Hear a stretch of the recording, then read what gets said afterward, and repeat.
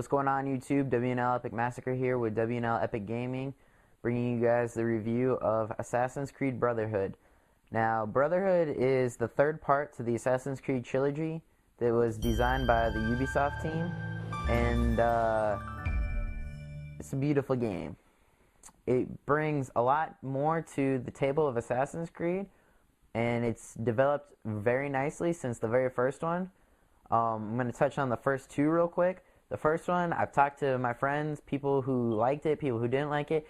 A lot of people say and agree that the game was repetitive. Assassin's Creed 2 did a good job of cleaning that up.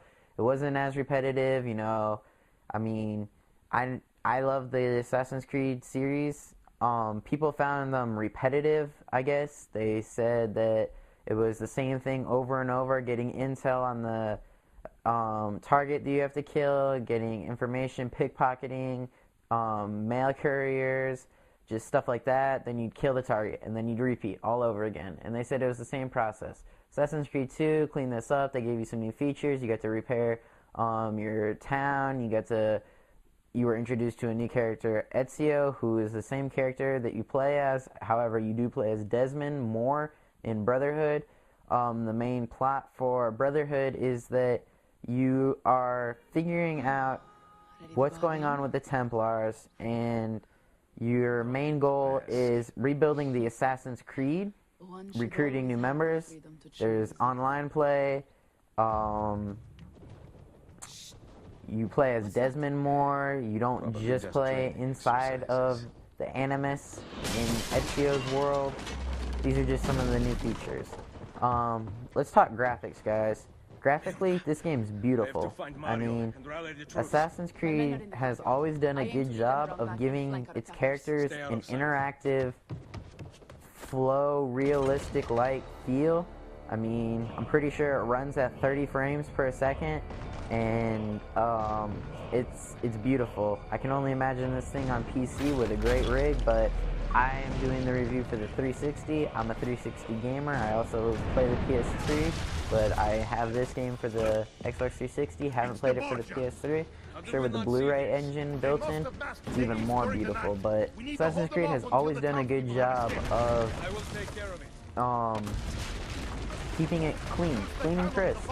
Its characters look good. The world around it looks good. It doesn't have that phase-in thing where as you get closer the things pop up. Everything that you can see, you can interact with, you can go to. I mean, there's no boundaries. There's no setting things aside for just a mirror image illusion.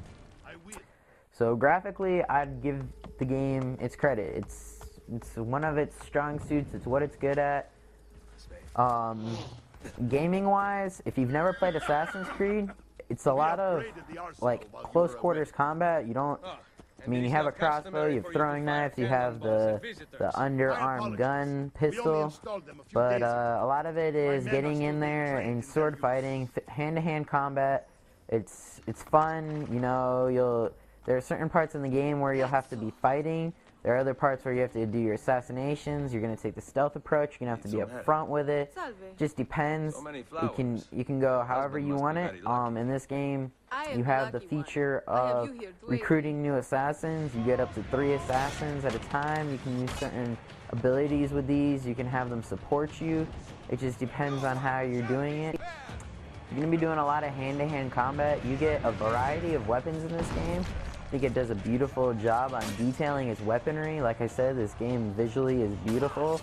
The flow of the game is great. I love, getting in there with 20 guards and you get some hits in, then you counter one, and it gets intense. Sometimes it's hard. There are parts where it gets difficult, especially when you have to remain stealthy, hidden, out of sight. You have to take the stealth approach. It can be pretty rigorous at times, but the way they have their weapons set up is that, you have your sword, you have your dagger, you have throwing knives, your hidden blade. The hidden blade in this game you can use a lot more in combat. It does have a lot more features to it, as in, you don't just have to counter with it. You can actually, go into battle and be fighting with it. So as far as the combat, simulator goes, the game does a really good job on it. it's not glitchy at all. Well, it's not really glitchy. It flows really well. Sometimes when games deal a lot with that close quarter stuff, you get a lot of that glitch stuff of like stuff phasing through each other. This game does a really good job of preventing that. Like I said, it's Ubisoft. They're great developers. They've been doing games for a while. They're good at what they do. They've done all 3 of the Assassin's Creed trilogy, and they do beautiful jobs. An interesting thing that this game introduced to the series was online play for the Brotherhood experience. And what that is there's a ranking system. You can get up to level 50, and you get unlocks like perks and stuff as you go along, and you can unlock new stuff for your personas or your characters. And it's a lot of fun. I mean, it can be difficult, but after you get the hang of it, it's a lot of fun. You get cool stuff. You get like cloaking, you get sprint, you get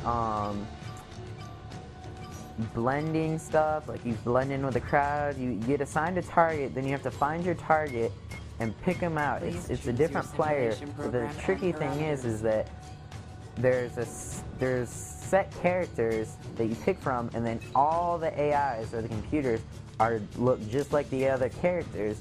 So there's not like just civilians walking around. Everyone looks like a character, and you have to make sure that you assassinate the right person before you get assassinated. So it gets pretty intense.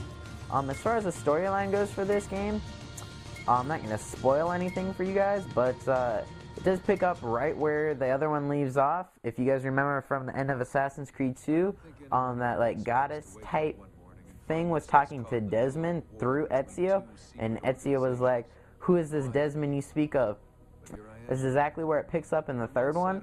So storyline just continues from there. You return to Montergione.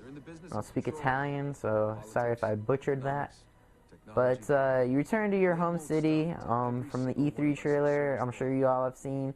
It gets pretty much thrashed. You have to evacuate.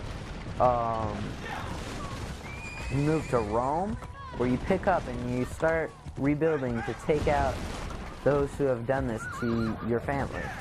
So I'm not going to spoil anything. I'm going to leave it there, but they did a really good job with this game, guys. On a rating of rent it, buy it, or don't touch it, I'm definitely going to have to say buy it. This is a must buy, especially with the holidays coming up, guys. I definitely recommend getting this as a gift for someone or asking for this yourself. It does a great job graphically. It's beautiful. The game flow is great. The online is unique, original. It flows really well. It's not laggy, ever. I've yet to play a laggy match.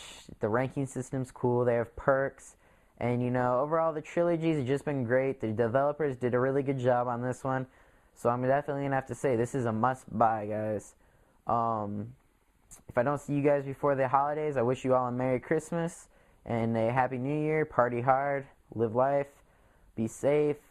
Until next time, guys, WNL Epic Massacre.